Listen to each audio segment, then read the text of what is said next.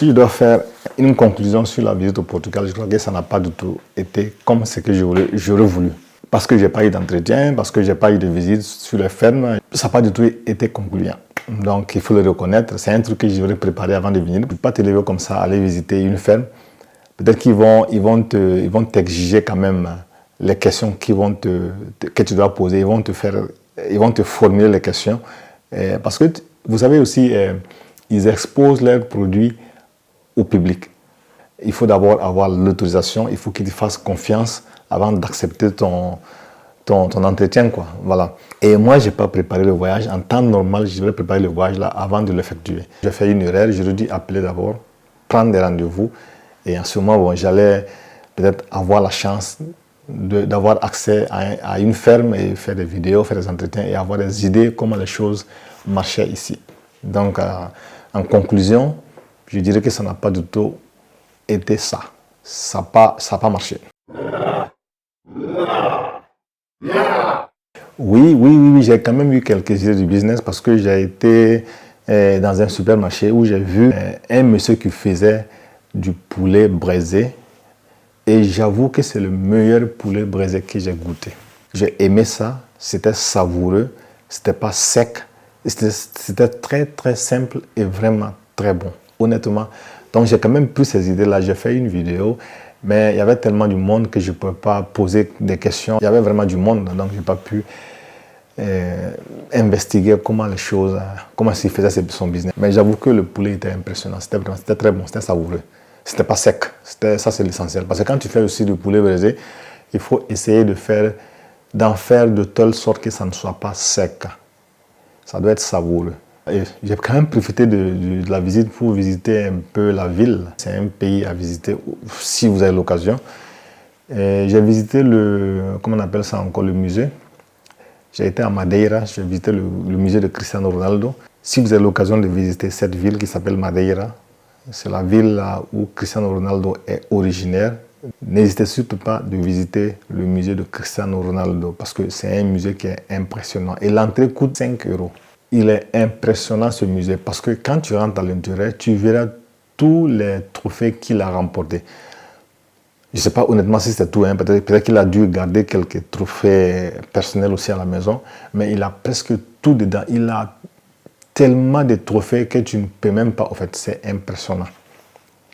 Et juste sur le même aliment, tu as son hôtel là, et quand tu dépasses la zone du musée, tu as aussi un autre qu'il a construit là-bas. Là c'est, je ne sais pas c'est combien d'étoiles là. Là, c'est aussi impressionnant. Vous voyez, c'est le fils du pays, c'est le fils de la ville. Là. Le Madeira, il est vraiment aimé là-bas. Et quand tu arrives à l'aéroport, tu verras qu'à la sortie, tu verras la statue du gars. Et voilà quoi. Et au musée aussi, tu verras à l'entrée, il y a sa statue aussi. Oui, présentement, je suis au Maroc. Le but, c'est le même, hein, c'est pas autre chose. C'est d'essayer de rencontrer des fermiers, de faire des entretiens, mais c'est pas du tout facile. Comme je le disais au début, c'est un truc qu'on devrait préparer, mais comme on ne l'a pas préparé, donc... mais on va essayer. Si ça n'a pas marché, ce n'est qu'une partie remise. La prochaine fois, on va essayer de mieux faire les choses, bien préparer, bien organiser avant d'effectuer les déplacements. Oui, effectivement, c'était lors de la vidéo précédente, je crois que c'était la vidéo précédente, j'ai eu à parler de ça, j'ai eu à parler de la coccidiose, j'ai dit que la coccidiose n'a pas de vaccin, j'ai eu quand même quelques réponses par rapport à ça. J'ai 2 personnes qui m'ont répondu et elles m'ont dit que la coccidiose a un traitement, la coccidiose a un vaccin, c'est-à-dire qu'il y a un vaccin contre la coccidiose. Moi, mon vétérinaire m'avait souligné, il m'avait dit qu'il n'y a pas de vaccin contre la coccidiose. Et j'ai eu quand même ces réponses. Je vais consulter mon vétérinaire voir. Et j'ai relevé ces noms-là. Parce qu'il y a un qui m'a donné le nom d'un produit, le nom d'un vaccin contre la coccidiose. Moi, je vais consulter. Si réellement il y a un vaccin contre la coccidiose, c'est vraiment bien. Honnêtement, je suis content. Et vous savez, le but de ce canal-là, ce n'est pas uniquement pour partager mes images, c'est aussi apprendre des autres. Quand tu fais quelque chose et que tu es en erreur, qu'on te corrige, en ce moment, tu apprends plus. Mais quand tu fais et que personne te dit quelque chose, et si tu es dans l'erreur, tu ne peux pas le savoir. Vous voyez, s'il y a 2 personnes qui m'ont répondu que ça existe, c'est certainement, c'est sûr et certain que ça existe. Voilà, si ça existe, franchement, c'est vraiment une bonne chose. Donc moi, j'invite tous ceux qui me suivent, s'il y a des questions, si vous me voyez dans l'erreur, honnêtement, corrigez, dites-moi que je suis dans l'erreur. C'est comme ça on peut évoluer, c'est comme ça on apprend des autres, c'est comme ça on apprend, c'est comme ça on construit quelque chose, quoi. Vous voyez? Donc, moi, je crois que c'est là, c'est une très bonne solution. Voilà. Je vais consulter, voir. J'ai eu des cas de coccidiosis dans le poulailler. Hein.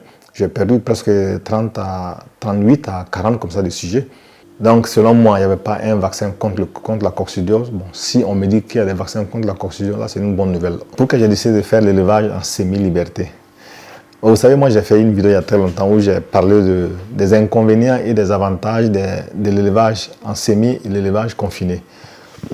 Vous savez, l'agriculture et l'alimentation représentent presque 70 à 80% dans l'élevage.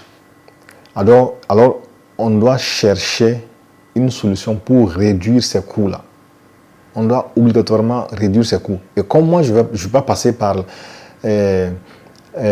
faire du maïs, ça, je ne le capte pas, mais ce n'est pas dans mon plan d'avoir le fait de cultiver du maïs. Alors, je suis en train de trouver une solution de comment réduire l'alimentation. J'ai trouvé nécessaire d'essayer. On essaye, moi j'essaye. Je vais essayer. Si ça ne va pas, je fais encore marche arrière. Donc, j'ai décidé de mettre les sujets en semi-liberté pour réduire mes coûts en alimentation, bien sûr. Parce que je dépense énormément dans l'alimentation. Je vais les prendre en charge pendant 1 mois. Et après les 1 mois, je les mets en liberté. Je leur sers à manger 1 fois par jour. Le reste de la journée, ils seront dehors. À ce moment, ils vont chercher, ils vont s'épanouir, ils vont chercher aussi à se nourrir. Quand ils sont à l'air libre, ils savent où est-ce qu'ils vont picorer, ils savent où est-ce qu'ils vont, quand est-ce qu'ils vont prendre de l'herbe fraîche. Oui, effectivement, je sais que quand tu mets les sujets en semi-liberté, ils ne sont pas en liberté 100%, ils sont en semi-liberté. Ça veut dire que moi, je leur sers à manger 1 fois par jour et le reste de la journée, ils se débrouillent. Effectivement, quand tu mets les sujets en semi-liberté, tu mets plus de temps pour abattre ces sujets. L'autre système, c'est de les mettre aussi en liberté totale. Là, c'est le système qui ne marche pas du tout. Ça, c'est ce que nos parents faisaient au village. Les sujets sont en liberté, c'est-à-dire qu'ils peuvent courir des kilomètres et des kilomètres par jour. Ils se prennent en charge seuls. Personne ne s'occupe d'eux.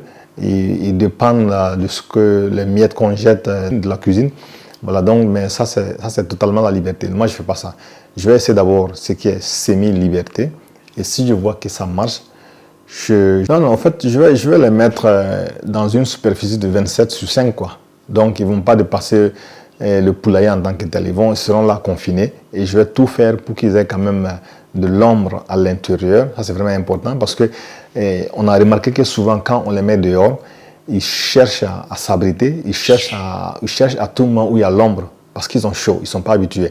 Donc, on est en train de planter du moringa dans la superficie là où on va les confiner.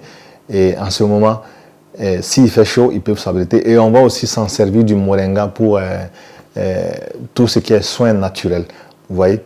Donc, ils seront tous confinés dans la superficie en question. Ce n'est pas un confinement, ce n'est pas une liberté en tant que telle où ils vont courir des kilomètres et des kilomètres. Non, c'est un confinement qui sera surveillé. Vous voyez? Un poulailler à ciel ouvert. Il y aura de l'ombre et on va essayer aussi de produire des termites à l'intérieur pour qu'ils puissent, pas à l'intérieur du poulailler, mais dans la superficie là, voilà, pour qu'ils puissent avoir tout ce dont ils ont besoin pour leur santé. Tout pour la nourriture, au fait, tout quoi. Voilà, donc c'est ce que j'appelle un poulailler mais à ciel ouvert.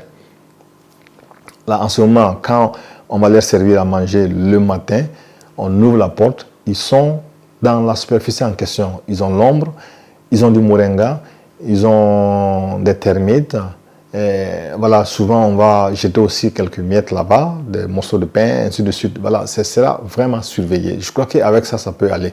Voilà. Mais on ne va pas les laisser comme ça sur une grande superficie. Le terrain à 4 hectares. On ne va pas les laisser comme ça sur ces 4 hectares-là pour qu'ils puissent se libérer. Non, en ce moment, ça ne va pas donner. Ils vont perdre beaucoup d'énergie. On va périmétrer l'endroit et ils vont rester à l'intérieur, avec de l'ombre, avec tout. Voilà. Mais l'aliment sera une seule fois par jour. Mais si on voit que réellement ça ne va pas, si on voit que le poids n'est pas ce qu'on veut, on va les confiner. Mais je doute vraiment, si on parvient à faire ça, je doute vraiment qu'on ne puisse pas avoir, je doute vraiment qu'on ne puisse pas atteindre l'objectif qu'on veut. Le but, c'est de réduire le coût sur l'alimentation qui représente vraiment une fortune dans l'agriculture, hein. Surtout quand tu as un cheptel énorme. L'alimentation est vraiment colossale.